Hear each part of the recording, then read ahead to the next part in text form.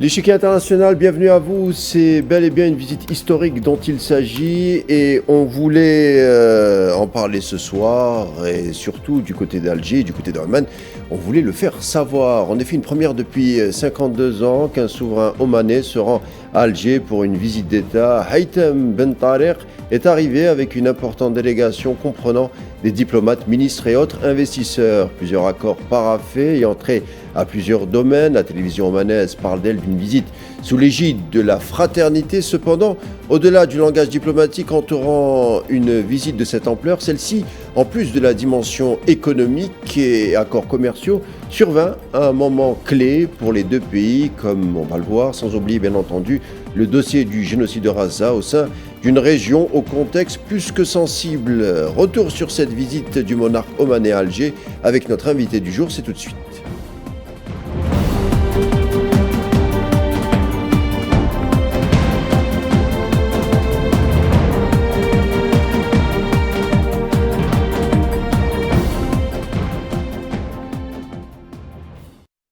Faire les choses en grand et voir les choses en grand pour une relation diapason, un accueil officiel empli de solennité du président de la République Abdelmadjid Tebboune réservé au sultan Haitham Ben Tareq. Le ton dès le début était donné pour revêtir l'importance de cette visite. Hassan Qassimi, bonsoir, merci d'être des nôtres. Bonsoir. Vous êtes analyste des questions politiques et géopolitiques. Alors, Hassan Qassimi, de prime abord, il semblerait que les délégations veulent démontrer l'importance d'une visite d'État du sultan omanais Haitham Ben Tareq. On n'a pas lésiné, on l'a vu, on n'a pas lésiné sur les moyens. Vous avez vu comme moi les images. Qu'est-ce qui en ressort selon vous des images qu'on a vues? D'abord, Oman est un pays qui est un pays ami de l'Algérie sur le plan historique, culturel, et nous partageons plusieurs spécificités en commun. Donc le rapprochement entre nos deux pays est ancien.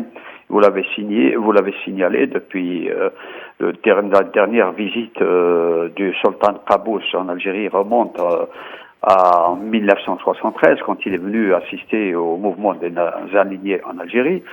Sultan Qaboos a été l'homme politique qui a réussi à rétablir la souveraineté, l'intégrité d'un pays, comme vous l'avez dit tout à l'heure, qui est situé dans une région sur le plan géostratégique où il y a des convoitises, des rivalités très fortes, très importantes.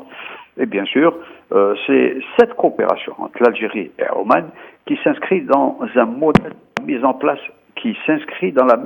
d'un modèle de coopération sud-sud. Ça, c'est important. Et bien sûr, il faut rappeler la dernière visite, notre président Abdelmadjid Tebboune en octobre 2024. En octobre 2024, il y a eu 8 mémorandums d'entente qui ont été signés. Et il y a eu un accord clé stratégique qui a été également conclu. C'est la création d'un fonds d'investissement entre les deux pays pour un peu mettre en place des mécanismes de financement de projets d'un intérêt commun entre les deux pays. Donc vous voyez que la dernière visite de notre président Abdelmadjid Tebboune à Oman a permis d'installer des passerelles très fortes entre les deux pays. L'arrivée aujourd'hui du sultan Tariq, appelez-moi son nom s'il vous plaît. Alors, Sultan Haitham Ben Tareq, c'était hier, il est arrivé hier, il est parti aujourd'hui. Est arrivé en Algérie avec une très forte délégation. Le ministre des Affaires étrangères, le ministre de la Défense, le président de l'autorité du fonds d'investissement et tous les ministres des secteurs importants sur lesquels il y a eu aujourd'hui des accords. Donc aujourd'hui, après 2 jours de travail ininterrompu, il y a eu une dizaine de mémorandums d'entente. Et vous devez savoir qu'il y a des secteurs qui sont très importants, qui sont concernés, et particulièrement dans des filières stratégiques, telles que le développement du transport maritime, la logistique, la pétrochimie, l'assemblage automobile, les investissements conjoints dans le domaine de l'agriculture saharienne, des énergies renouvelables, le numérique, Et bien sûr, il y a d'autres secteurs qui sont aussi importants, tels que ceux de l'enseignement supérieur. Et vous devez savoir qu'il y a beaucoup d'Omanais qui sont en Algérie et qui sont pris en charge par des institutions universitaires pour une formation spécialisée. Et dans le domaine également culturel, éducatif.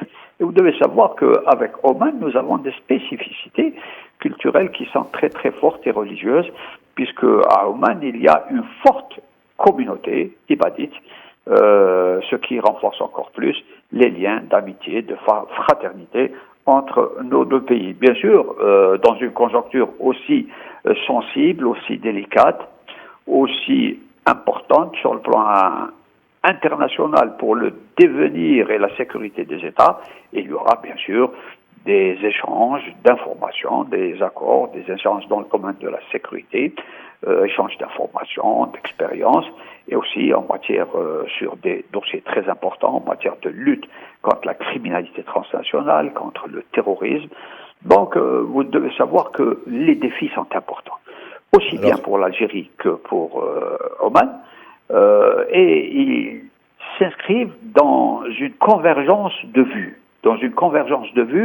Puisque les deux pays ont pour objectif et dans leur stratégie d'aller vers une économie moins dépendante du pétrole et du gaz et d'aller vers une diversification de l'économie, bien sûr, pour pouvoir faire face aux défis du futur. Le Oman a un plan, une stratégie à l'horizon 2040 pour essayer de réaliser un peu une sortie de la dépendance du pétrole et aller vers une diversification de l'économie de ce pays. Alors, voilà Hassan, en quelques mots en guise d'introduction pour mettre un peu le cadre de cette coopération bilatérale entre les deux pays. En effet, vous avez bien esquissé le tableau. On va en parler, je vous le propose, Hassan Qassimi, dans un deuxième temps, des accords économiques. Mais avant, le sultan Haitham Ben Tareq a visité le sanctuaire des martyrs et le musée national du Moudjahed à Alger. Bien sûr, l'hommage à la mémoire, mais le sultan d'Oman n'est pas n'importe quel... le sultanat d'Oman n'est pas n'importe quel sultanat dans la région. On va en parler de son histoire dans un instant. Et en faisant un hommage au Moudjahid, il fait un clin d'œil non seulement à la glorieuse révolution algérienne, mais aussi à la mémoire de l'Algérie. Allô ? Vous m'entendez, Hassan Qassimi ? Oui, je vous entends. Vous voulez que je fasse un commentaire sur ce que vous venez de dire ?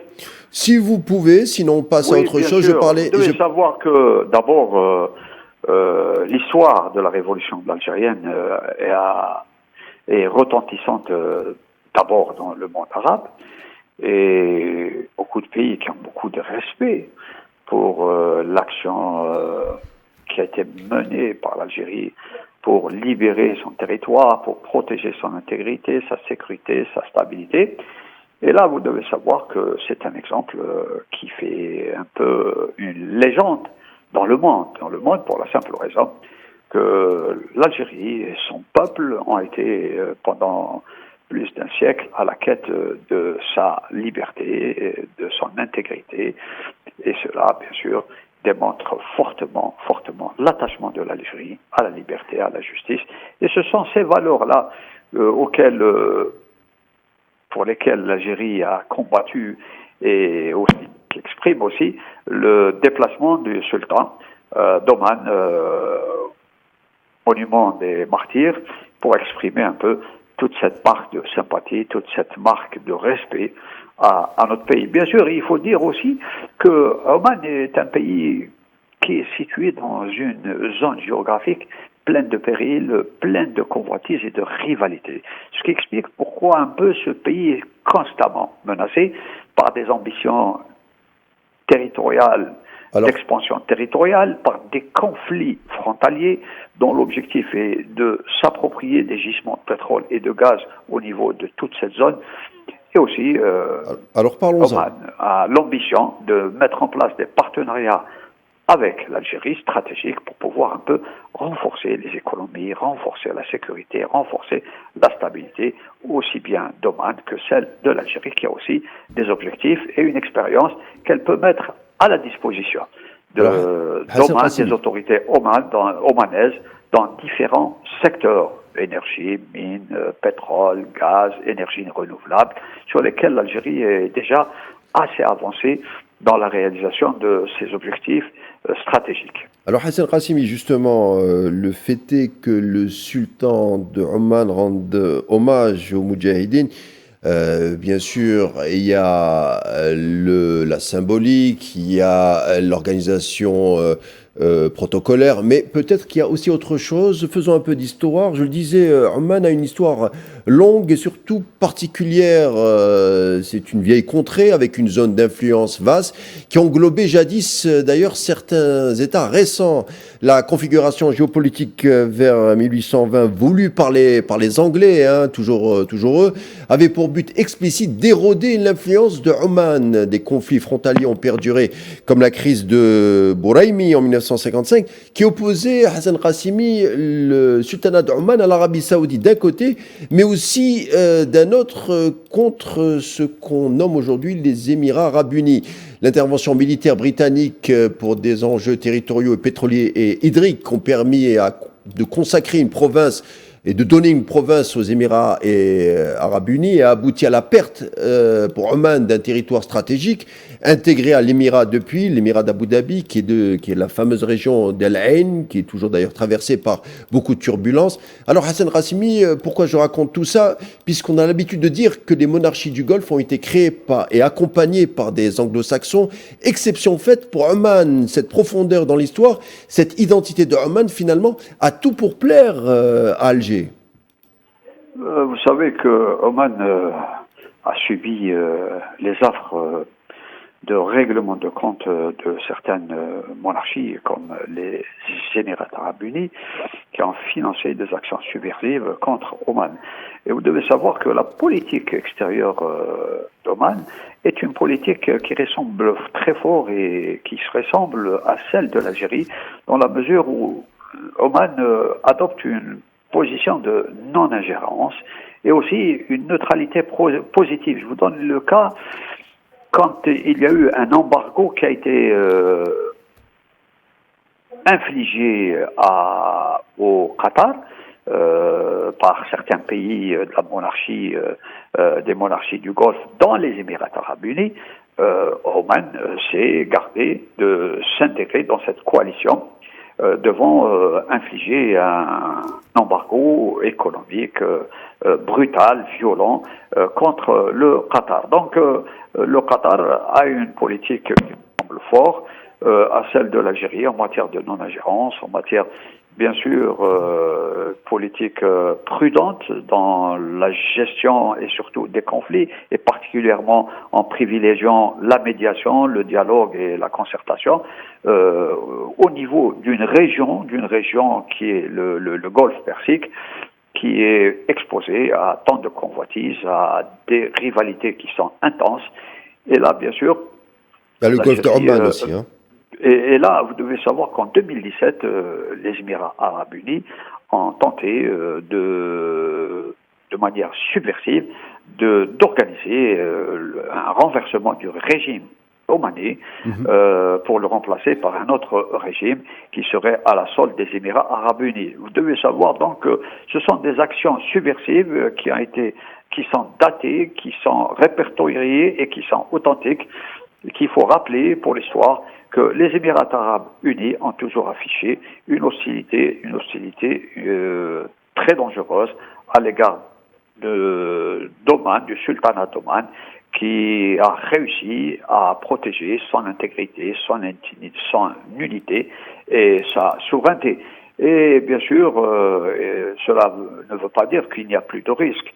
Les risques sont là, sont importants. Vous devez savoir que ce qui se passe au Yémen actuellement, une guerre féroce, moyenâgeuse, qui est infligée à ce pays, qui est victime d'une partition et d'un morcellement, et les conséquences sur le plan de la sécurité et de la stabilité ont des conséquences sur la sécurité aussi du sultanat d'Oman, qui, vous devez savoir que Oman a déjà connu les affres d'une tentative de dislocation, de morcellement. Je vous donnerai le cas de la région du Dhofar, qui se situe en face du Yémen du Sud.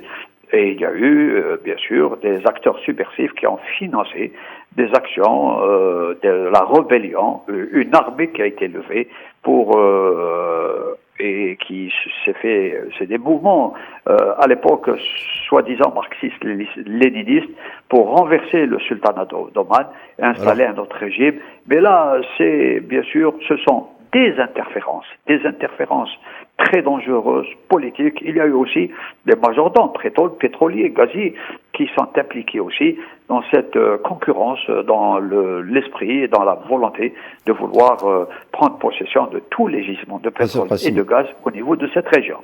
Alors, retour sur ce programme et sur cette visite, en plus de l'entretien tête-à-tête entre le président de la République, Abdelmadjid Tebboune, et le sultan d'Oman, d'autres entretiens ont eu lieu élargis aux délégations présentes, les délégations des deux pays.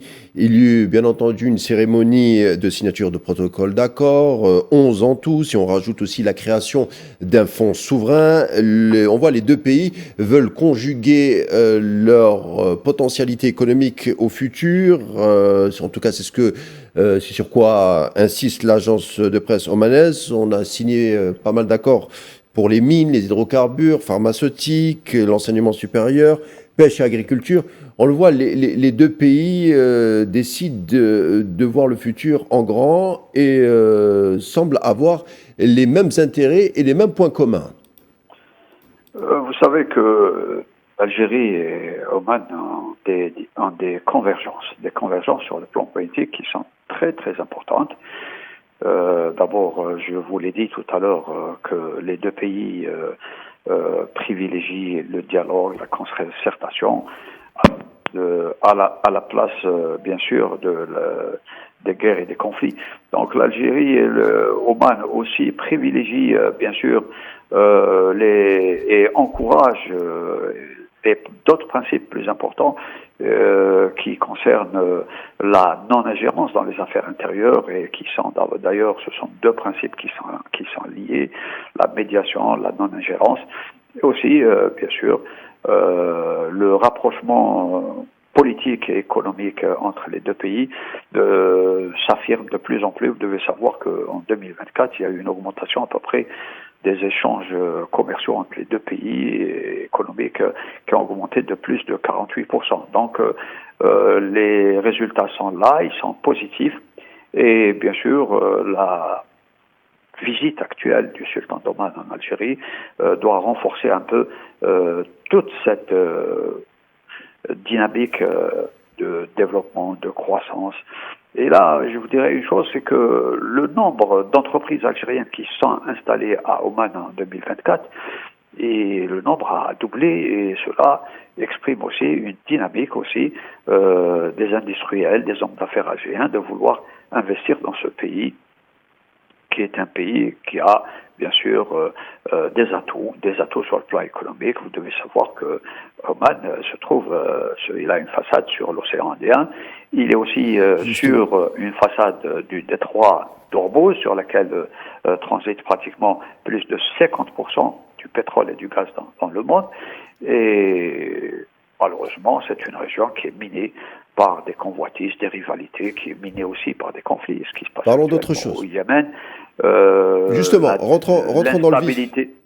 Oui. Rentrons dans le vif du sujet. Autre chapitre important concernant, vous en parliez à l'instant, autre chapitre important concernant cette visite officielle en Algérie du sultan d'Oman, Haitham Ben Tareq, renforcer l'action arabe commune, examiner bien entendu les dossiers brûlants traversant cette région du Moyen-Orient, combien compliqué les deux dirigeants, Abdelmadjid Tebboune, le président de la République Abdelmadjid Tebboune, et le haut représentant d'Oman, ont certainement évoqué le génocide à Raza. D'ailleurs, pas que, mais d'ailleurs, le ministre des Affaires étrangères, on se rappelle à l'époque, le ministre des Affaires étrangères d'Oman, Saïd Badr Ben Ahmed Ben Hamoud Al-Boussaidi, dès le début du génocide à Raza, avait pris la parole pour dire, par exemple, aux délégations occidentales, au lieu de condamner Téhéran à tout bout de champ, mettez fin à l'occupation sioniste de la Palestine. Ce n'est pas la position habituelle, en tout cas officielle,